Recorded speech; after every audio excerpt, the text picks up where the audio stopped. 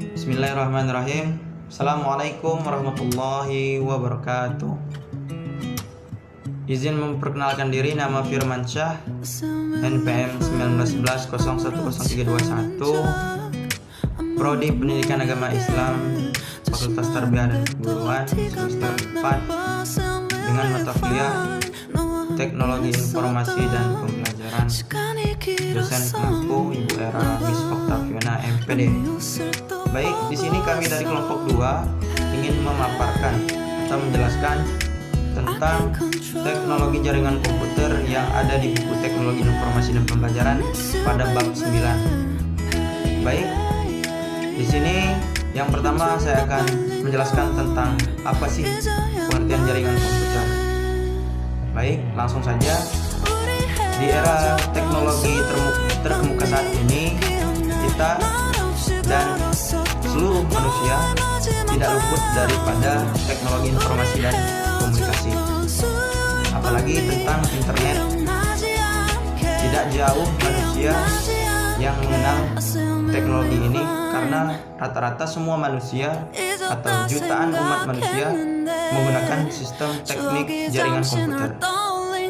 Pada saat ini, komputer-komputer sebelumnya itu sudah menyertainya, baik itu dari sinyal, jaringannya, maupun dengan akses-akses tertentu yang sudah disistemkan dalam operasi komputer.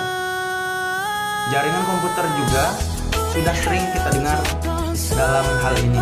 Hampir setiap perusahaan, akademisi, perkantoran, dan lain sebagainya itu menggunakan teknologi jaringan komputer, karena dalam suatu proses tersebut perusahaan-perusahaan atau akademisi itu ingin memperlancar arus informasi yang ada di sebuah perusahaan atau akademisi atau pendidikan lainnya untuk melakukan pelancaran atau informasi di dalam perusahaan-perusahaan atau akademisi tersebut.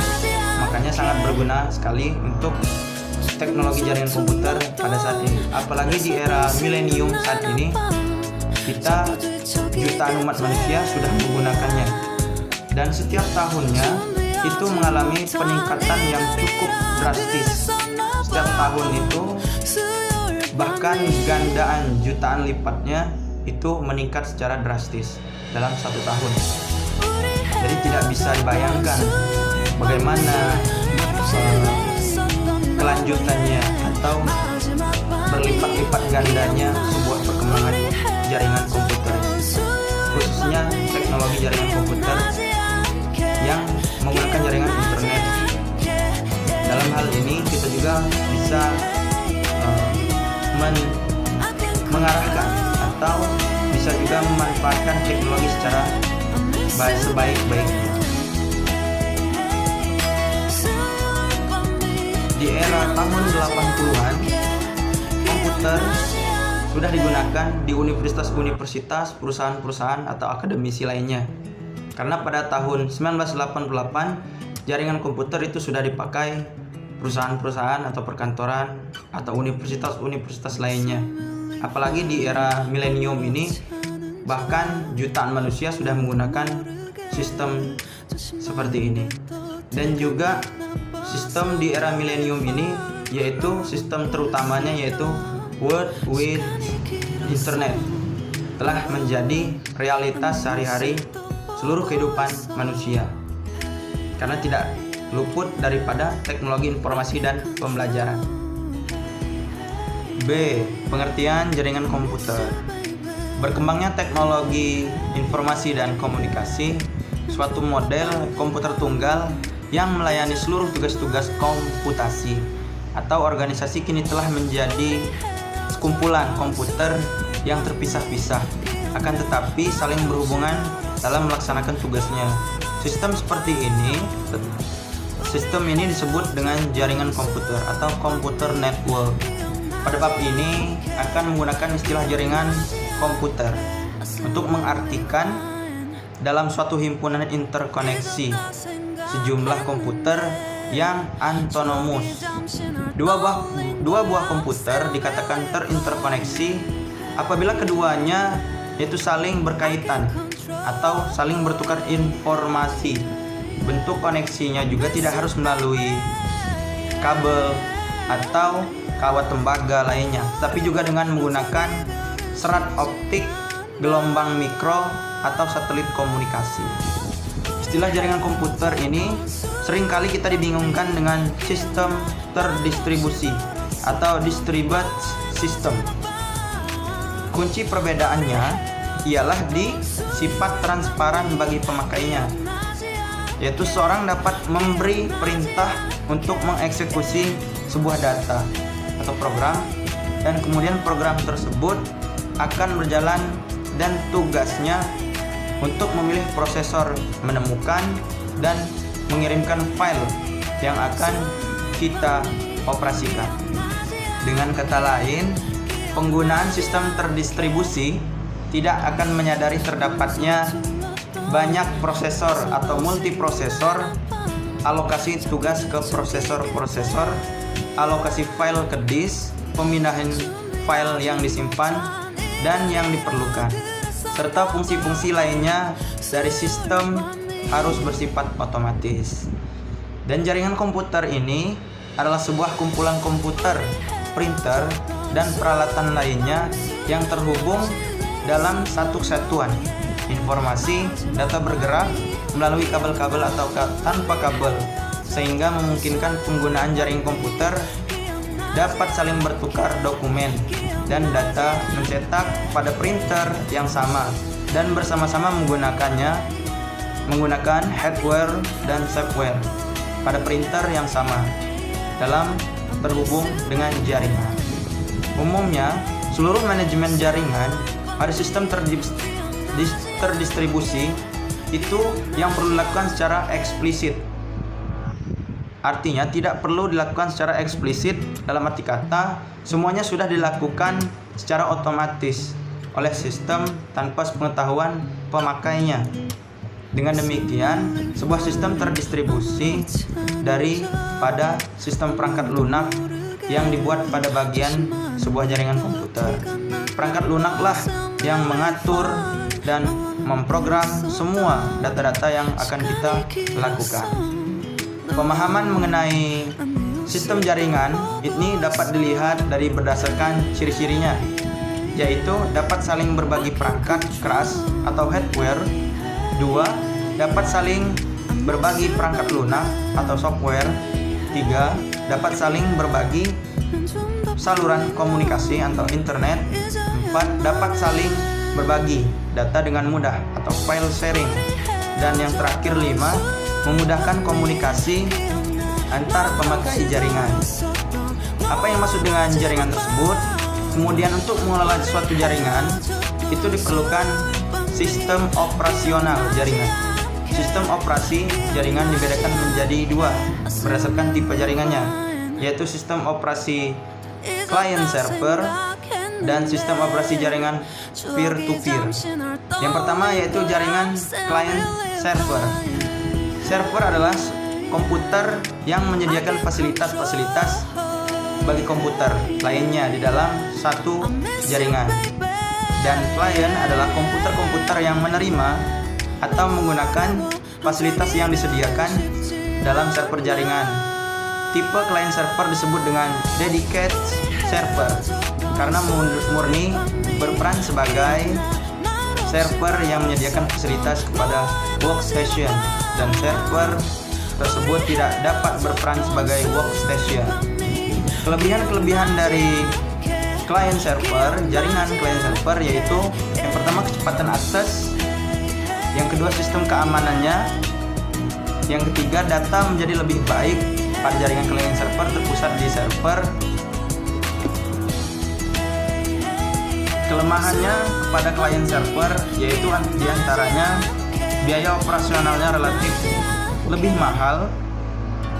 Yang kedua, diperlukan adanya satu komputer khusus. Yang ketiga, sebagai server. Yang keempat, kelangsungan jaringan sangat tergantung pada server. Dan yang terakhir, secara keseluruhan jaringan akan terganggu. Dan yang kedua yaitu jaringan peer-to-peer. Bila ditinjau dari server di kedua tipe jaringan tersebut, maka di server jaringan tipe peer-to-peer diistilahkan non-dedicated server atau sekaligus dapat berperan sebagai workstation. Dan kelebihan dari sistem jaringan peer-to-peer ini, yang pertama yaitu antar komputer dalam jaringan dapat saling bertukar atau saling berpakai-pakai fasilitas yang dimilikinya seperti hard disk, drive, fax, modem, dan printer. Yang kedua, biaya operasional lebih relatif murah ya dibandingkan dengan client server. Yang ketiga, kelangsungan kerja jaringan ini tidak tergantung pada satu server. Dan apa saja kekurangan dari jaringan peer-to-peer ini, yaitu troubleshooting atau jaringan relatif lebih sulit. Yang kedua yaitu untuk kerja lebih rendah dibandingkan dengan jaringan client server. Yang ketiga yaitu sistem keamanan jaringan ditentukan oleh masing-masing dengan mengatur keamanan masing-masing fasilitas yang ada di programnya. Dan yang terakhir yaitu karena data jaringan tersebar di masing-masing komputer, maka backup harus dilakukan oleh masing-masing server tersebut. Baiklah, saya Ayu Fatmawati akan melanjutkan penjelasan mengenai histori jaringan komputer. Pada era 1940-an, jaringan komputer mulai dikemukakan yang bernama batch processing (ID) di Amerika, tepatnya di sebuah laboratorium Bell dan juga grup riset dari Universitas Harvard. Saat itu, profesor yang bernama H. Aiken memimpin suatu penelitian mengenai pengembangan dari komputer satu model, komputer model 1. Pada saat itu, penggunaan komputer ini dimaksimalkan agar bisa digunakan secara bersamaan dan dapat mengerjakan banyak proses tanpa perlu membuang waktu banyak. Maka dari itu, muncullah suatu implementasi program bernama batch processing atau yang dalam bahasa Indonesia dikenal dengan istilah proses beruntun. Proses inilah yang kemudian dapat memanfaatkan beberapa komputer bisa mengerjakan banyak program dan pekerjaan dalam sekali waktu. Kira-kira 10 tahun kemudian, tepatnya pada era 1950-an, mulai dikembangkan proses TSS atau Time Sharing System. Adalah penggunaan dan juga pengembangan dari sebuah sistem komputer menjadi semakin besar dan juga semakin berkembang dan juga membesar. Pada era ini ditandai dengan berkembangnya apa yang kita sebut sebagai superkomputer. TSS ini merupakan suatu sistem di mana sebuah komputer dapat melayani beberapa terminal yang dikenal juga dengan istilah distribusi berdasarkan waktu. Sistem ini memungkinkan suatu komputer bertindak sebagai server atau host yang dapat diakses dengan menggunakan terminal atau workstation atau klien-klien yang tersedia dalam waktu yang bersamaan. Setelah proses TSS ini mulai berkembang, maka kira-kira sekitar tahun 1970-an mulailah berkembang suatu sistem jaringan komputer yang baru. Nah, sistem jaringan ini disebut dengan nama proses distribusi atau dalam bahasa Inggris memiliki nama distribution processing. Konsep sistem jaringan komputer ini dibuat karena beban pekerjaan yang mampu ditanggung oleh sebuah komputer menjadi lebih banyak, sedangkan komponen dan harga dari sebuah komputer sangat mahal. Selanjutnya, pada tahun 1972, seseorang bernama Roy Tomlinson berhasil mengembangkan suatu sistem surat elektronik yang kita kenal hingga saat ini sebagai pembawa pesan dan waktu yang sangat cepat. Setelah email berkembang pesat dan mulai banyak diminati, Roy membangun suatu jaringan yang diberi nama ARPANET yang ternyata sangat mudah untuk digunakan. Dengan demikian, program jaringan ARPANET ini kemudian mulai meluas dan populer penggunaannya dan mulai dikembangkan lebih lanjut hingga saat ini. Setahun berikutnya, yaitu pada tahun 1973, ada 2 orang ahli komputer yang mulai mengembangkan dan juga mengusulkan sebuah jaringan komputer yang sangat luas dan dapat digunakan oleh seluruh dunia. Vinton Cerf dan Bob Kahn namanya. Itulah kedua orang yang membuat sebuah gagasan besar yang sebenarnya menjadi sebuah cikal bakal dari terciptanya internet atau international network.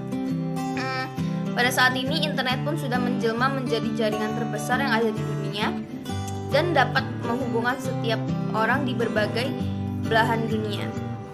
Pada era 1980-an, standarisasi jaringan dengan menggunakan TCP/IP dan berkembangnya teknologi komputer dan juga maraknya penciptaan komputer baru hingga era 80-an. Maka saat itu kebutuhan akan jaringan antar komputer menjadi semakin banyak dan diminati. Karena itu dibuatlah suatu protokol resmi mengenai jaringan internet. Pada tahun 1982, sebuah protokol dibuat yang bernama TCP atau Transmission Control Protocol, atau yang sekarang ini kita kenal dengan istilah IP alias Internet Protocol. Protokol ini memungkinkan banyak komputer bisa saling terhubung ke dalam suatu jaringan internasional yang dapat menghubungkan banyak user di seluruh dunia. Pada tahun 1984, pengenalan domain name system dengan adanya TCP/IP ini, maka setiap komputer dapat terhubung melalui jaringan internet secara luas dan mendunia. Di era 1980-an, tepatnya 1988, seorang berkebangsaan Finlandia yang bernama Jarkko Oikaren mengembangkan suatu sistem chatting berbasis jaringan komputer secara luas dengan menggunakan internet.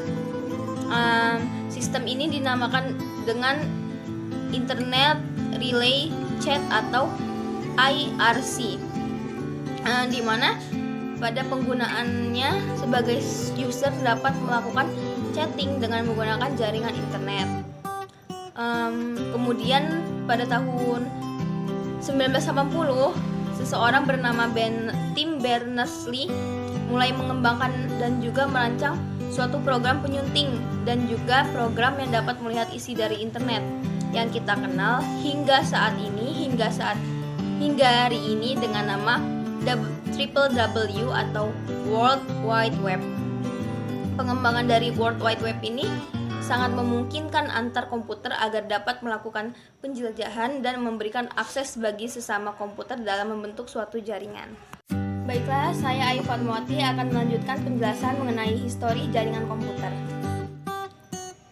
Pada era 1940-an, jaringan komputer mulai dikemukakan yang bernama batch processing IDE di Amerika, tepatnya di sebuah laboratorium Bell dan juga grup riset dari Universitas Harvard.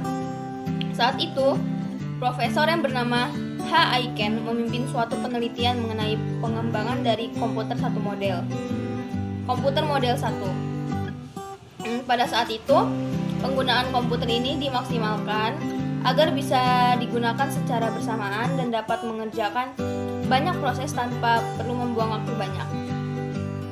Maka dari itu muncullah suatu implementasi program bernama batch processing atau yang dalam bahasa Indonesia dikenal dengan istilah proses beruntun. Proses inilah yang kemudian dapat memanfaatkan beberapa komputer bisa mengerjakan banyak program dan pekerjaan dalam sekali waktu. Kira-kira 10 tahun kemudian, tepatnya pada era 1950-an, mulai dikembangkan proses TSS atau Time Sharing System. Adalah penggunaan dan juga pengembangan dari sebuah sistem komputer menjadi semakin besar dan juga semakin berkembang dan juga membesar. Pada era ini ditandai dengan berkembangnya apa yang kita sebut sebagai superkomputer. TSS ini merupakan suatu sistem di mana sebuah komputer dapat melayani beberapa terminal yang dikenal juga dengan istilah distribusi berdasarkan waktu. Sistem ini memungkinkan suatu komputer bertindak sebagai server atau host yang dapat diakses dengan menggunakan terminal atau workstation atau klien-klien yang tersedia dalam waktu yang bersamaan.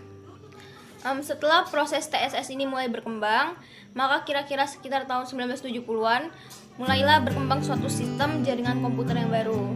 Nah, sistem jaringan ini disebut dengan nama proses distribusi atau dalam bahasa Inggris memiliki nama distribution processing. Konsep sistem jaringan komputer ini dibuat karena beban pekerjaan yang mampu ditanggung oleh sebuah komputer menjadi lebih banyak, sedangkan komponen dan harga dari sebuah komputer sangat mahal. Selanjutnya pada tahun 1972, seseorang bernama Roy Tomlinson berhasil mengembangkan suatu sistem surat elektronik yang kita kenal hingga saat ini sebagai pembawa pesan dan waktu yang sangat cepat. Setelah email berkembang pesat dan mulai banyak diminati, Roy membangun suatu jaringan yang diberi nama ARPANET yang ternyata sangat mudah untuk digunakan. Dengan demikian, program jaringan ARPANET ini kemudian mulai meluas dan populer penggunaannya dan mulai dikembangkan lebih lanjut hingga saat ini. Setahun berikutnya, yaitu pada tahun 1973, ada 2 orang ahli komputer yang mulai mengembangkan dan juga mengusulkan sebuah jaringan komputer yang sangat luas dan dapat digunakan oleh seluruh dunia. Vinton Cerf dan Bob Kahn namanya. Itulah kedua orang yang membuat sebuah gagasan besar yang sebenarnya menjadi sebuah cikal bakal dari terciptanya internet atau international network. Pada saat ini internet pun sudah menjelma menjadi jaringan terbesar yang ada di dunia dan dapat menghubungkan setiap orang di berbagai belahan dunia. Pada era 1980-an, standarisasi jaringan dengan menggunakan TCP/IP dan berkembangnya teknologi komputer dan juga maraknya penciptaan komputer baru hingga era 80-an. Maka saat itu kebutuhan akan jaringan antar komputer menjadi semakin banyak dan diminati. Karena itu, dibuatlah suatu protokol resmi mengenai jaringan internet. Pada tahun 1982, sebuah protokol dibuat yang bernama TCP atau Transmission Control Protocol, atau yang sekarang ini kita kenal dengan istilah IP alias Internet Protocol. Protokol ini memungkinkan banyak komputer bisa saling terhubung ke dalam suatu jaringan internasional yang dapat menghubungkan banyak user di seluruh dunia. Pada tahun 1984, pengenalan domain name system dengan adanya TCP/IP ini, maka setiap komputer dapat terhubung melalui jaringan internet secara luas dan mendunia.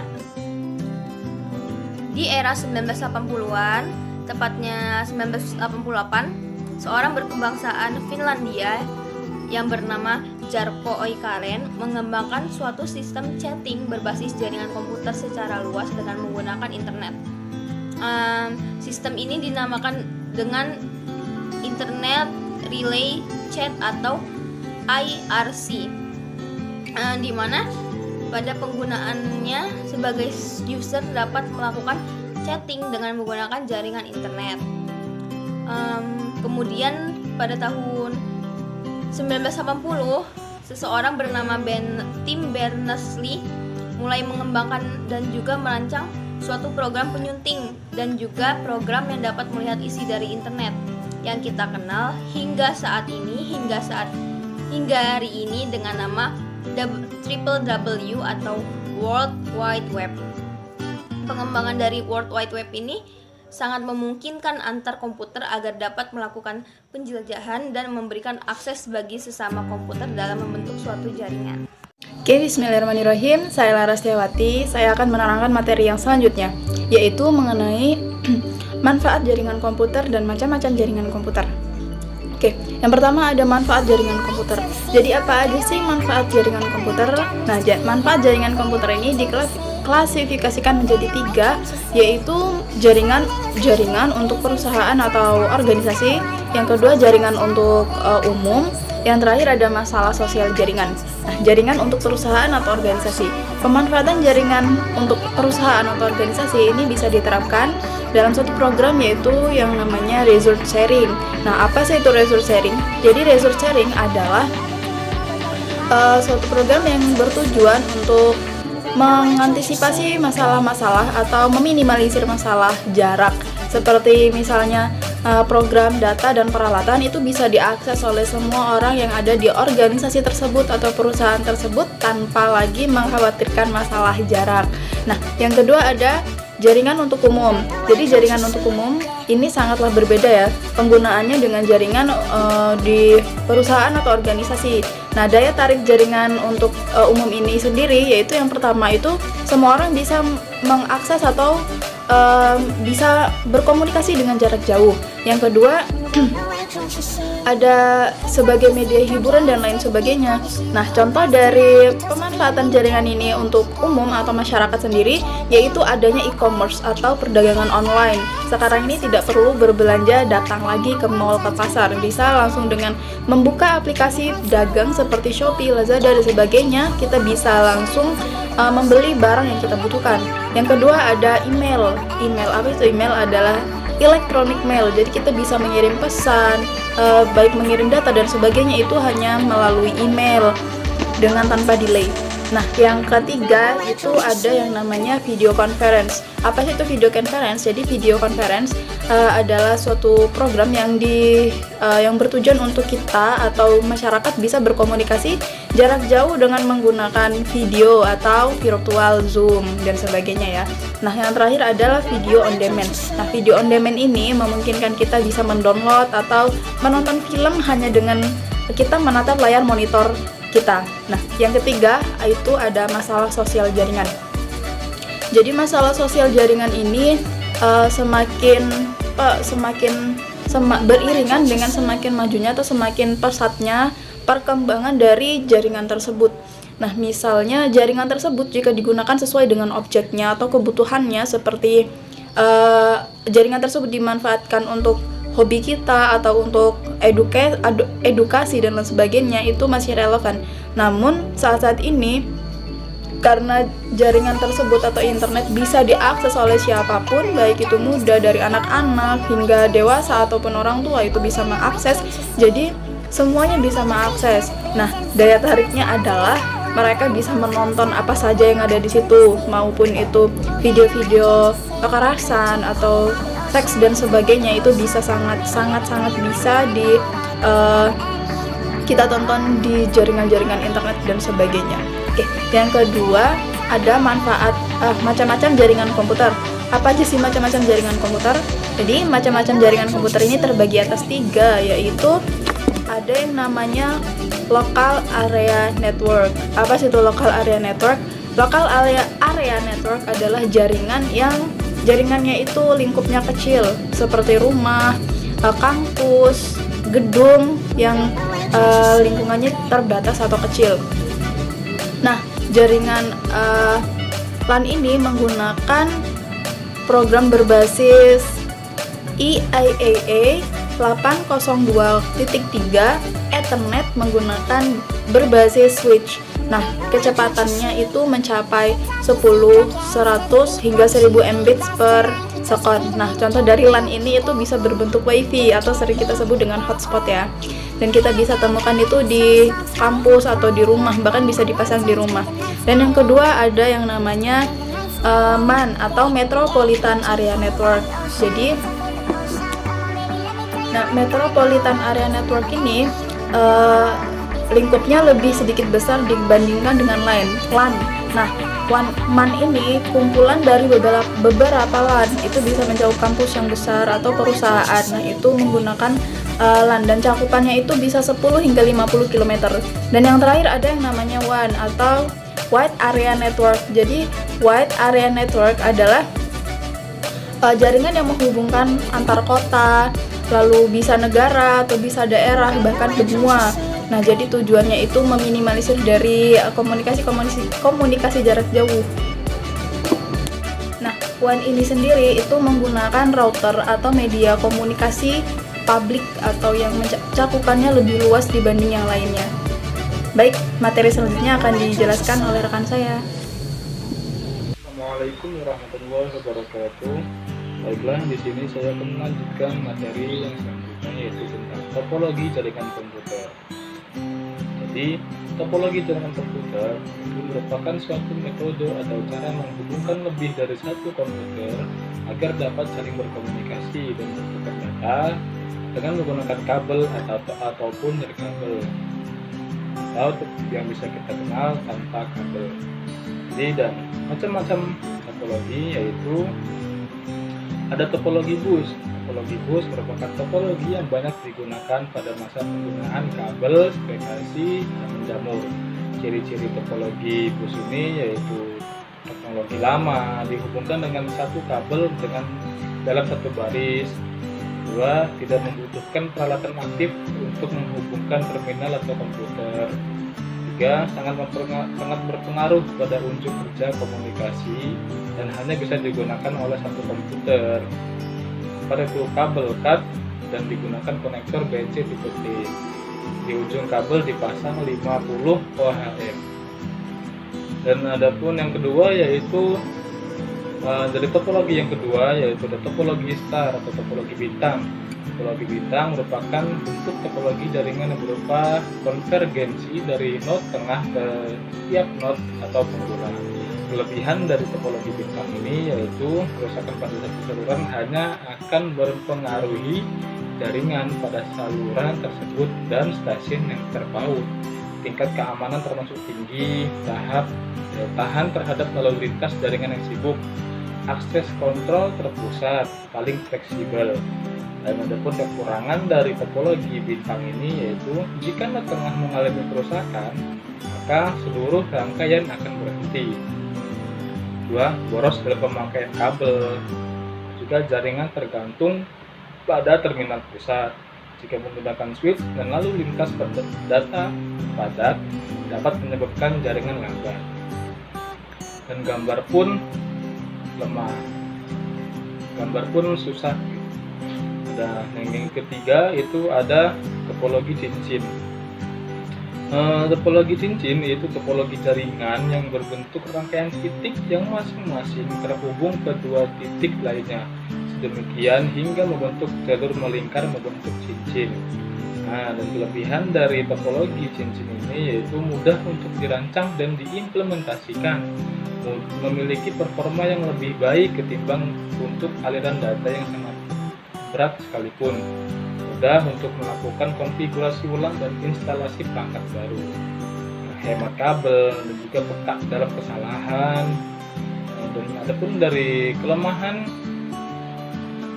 dari topologi ini yaitu peka dalam kesalahan, sehingga jika terdapat gangguan di suatu node mengakibatkan terganggunya seluruh jaringan. Itu yang kedua, pengembangan jaringan lebih kaku. 3. Kinerja komunikasi dalam jaringan sangat tergantung pada jumlah titik atau node yang terdapat pada jaringan, lebih sulit untuk dikonfigurasi. Ketimbang dapat terjadi collision atau dua paket data tercampur. Diperlukan penanganan dan pengelolaan khusus. Yang keempat itu ada topologi mesh. Topologi mesh ialah suatu bentuk hubungan antar perangkat di mana setiap perangkat terhubung secara langsung ke perangkat lainnya yang ada di dalam jaringan. Nah, adapun kelebihan dari topologi mesh ini yaitu hubungan yang menjamin data langsung dikirimkan ke komputer tujuan tanpa harus melalui komputer lainnya, sehingga dapat lebih cepat karena satu link digunakan khusus untuk berkomunikasi dengan komputer yang dituju saja. Memiliki robust, yaitu privasi dan security pada topologi mesh lebih terjamin. Dan ada kekurangan dari topologi mesh yaitu membutuhkan banyak kabel. Kedua, hal tersebut sekaligus mengindikasikan bahwa topologi mesh ini setiap komputer harus terkoneksi secara langsung dengan komputer yang lainnya. Banyaknya kabel yang digunakan juga topologi pohon yang selanjutnya yaitu ada topologi pohon atau topologi tree. Topologi pohon adalah kombinasi karakteristik antara topologi bintang dan topologi bus. Nah, ciri-ciri dari topologi pohon ini yaitu dari keunggulannya, jaringan pohon ini seperti Ini adalah dapat terbentuknya suatu kelompok yang dibutuhkan pada setiap saat. Contohnya, perusahaan dapat membentuk kelompok yang terdiri atas terminal pembukaan, serta pada kelompok lain dibentuk untuk terminal penjualan. Dan dari kelemahannya, apabila simpul yang lebih tinggi kemudian tidak berfungsi, maka kelompok lainnya yang berada di bawahnya akhirnya juga menjadi tidak efektif. Yang selanjutnya yaitu ada topologi linier. Topologi linier yang biasa disebut juga dengan dari gabungan atau topologi bus beruntut. Nah, tata letak ini termasuk tata letak umum. Satu kabel utama menghubungkan tiap titik sambungan atau komputer yang dihubungkan dengan penyambung yang disebut dengan penyambung T, dan pada ujungnya harus diakhiri dengan sebuah penamat. Ada keuntungan dari topologi linier yaitu lebih hemat kabel, terus tata letak kabel sederhana, mudah dikembangkan, tidak butuh kendali pusat, penambahan maupun pengurangan penamat dapat dilakukan tanpa mengganggu operasi yang berjalan. Adapun kelemahan dari topologi ini yaitu deteksi dan isolasi kesalahan asalkan kecil, kepada lalu lintas tinggi, keamanan data kurang terjamin, kecepatan akan menurun bila jumlah pemakai bertambah, diperlukan pengulang atau untuk jarak jauh. Mungkin itu saja yang dapat saya sampaikan, kurang lebihnya saya mohon maaf. Saya akhiri, wallahul muwaffiq ila aqwamit thoriq. Wassalamualaikum warahmatullahi wabarakatuh. Perkenalkan, nama saya Zuria Indah Romadeni. Baiklah, saya di sini akan melanjutkan pemaparan materi yang berikutnya, yaitu tentang database. Yang pertama adalah pengertian database. Database adalah kumpulan informasi yang disimpan di dalam komputer secara sistematik sehingga dapat diperiksa menggunakan suatu program komputer untuk memperoleh informasi dari bahasa tersebut. Perangkat lunak yang digunakan untuk mengelola dan memanggil data query basis data disebut sistem manajemen basis data atau database management system atau disingkat sebagai DBSM. Pada pembahasan yang berikutnya adalah alasan perlunya database. Alasan perlunya menggunakan database adalah karena basis data menentukan kualitas informasi yang akurat, tepat pada waktunya, dan relevan, sehingga mengaplikasikan basis data, hubungan data dapat ditingkatkan. Basis data dapat mengurangi tempat simpan uang. Pembahasan yang berikutnya adalah bahasa basis data. Bahasa basis data dibagi menjadi dua, yaitu yang pertama adalah data definition database dan data manipulating language. Data definition database adalah satu set tabel yang disimpan dalam file khusus yang disebut data directory atau dictionary. Perintah-perintah dari data definition database berhubungan dengan operasi-operasi dasar seperti basis data baru, menghapus basis data, membuat tabel, menghapus tabel, membuat indeks, mengubah struktur tabel. Contoh dari data definition database adalah create tabel, create index, alter, drop database. Kemudian yang kedua adalah data manipulating language, digunakan untuk yang pertama adalah mengambil informasi yang tersimpan dalam basis data, yang kedua menyisipkan informasi baru dalam basis data, dan yang ketiga menghapus informasi dari tabel. Tipe DML atau data manipulating language dibagi menjadi dua tipe, yaitu yang prosedural dan non-prosedural. Prosedural adalah membutuhkan pemakai menspesifikasikan data yang dibutuhkan dan bagaimana cara mendapatkannya. Kemudian yang non-prosedural yaitu membutuhkan pemakai menspesifikasikan data yang dibutuhkan dan tanpa tahu cara mendapatkannya. Pembahasan yang berikutnya adalah tentang objektivitas basis data. Objektivitas basis data terdiri dari yang pertama kecepatan dan kemudahan atau speed. ini digunakan agar pengguna data dapat menyimpan, manipulasi, dan menampilkan data dengan lebih cepat dan mudah. Kemudian yang kedua, efisiensi ruang penyimpanan atau space, yaitu dengan basis data kita mampu melakukan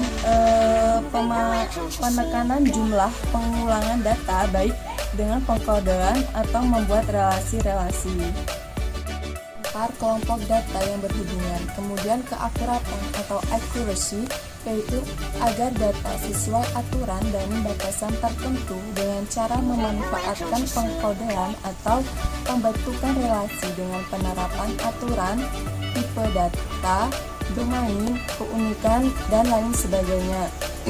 Kemudian ketersediaan atau availability, yaitu agar data dapat diakses oleh setiap pengguna yang membutuhkan. Kemudian kelengkapan atau completeness, yaitu agar data yang dikelola senantiasa lengkap baik relatif terhadap kebutuhan pemakai maupun terhadap waktu.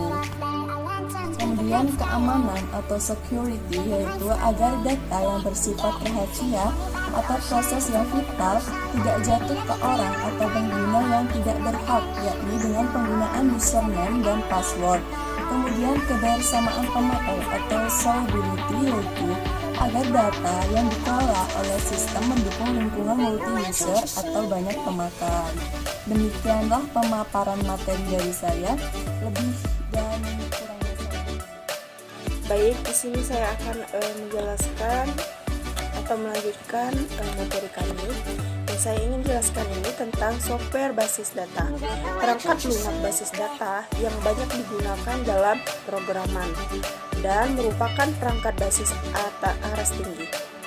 Ya, software basis data ini ada 5. Yang pertama itu Microsoft Excel Silver, yang kedua itu Oracle Corporation, yang ketiga itu FreeBSD, yang keempat itu MySQL, yang kelima Microsoft Access. Baik, saya akan menjelaskan yang pertama. Yang pertama itu Microsoft SQL Silver adalah sebuah sistem manajemen data relasional RDBMS Microsoft. Yang kedua itu Oracle Corporation, yaitu adalah salah satu perusahaan utama pengembangan sistem manajemen basis data. Yang ketiga itu Randall yaitu sistem manajemen basis data rasional yang menawarkan tipe-tipe yang terdapat dalam standar ANSI XXL 99 dan XEL 2003. Yang keempat itu MCL yaitu sebuah perangkat lunak sistem manajemen basis data XEL. Yang kelima itu Microsoft SQL adalah sebuah program aplikasi basis data komputer rasional yang ditunjukkan untuk kalangan rumahan dan perusahaan kecil hingga menengah. Sekian penjelasan saya. Terima kasih. Wassalamualaikum warahmatullahi wabarakatuh.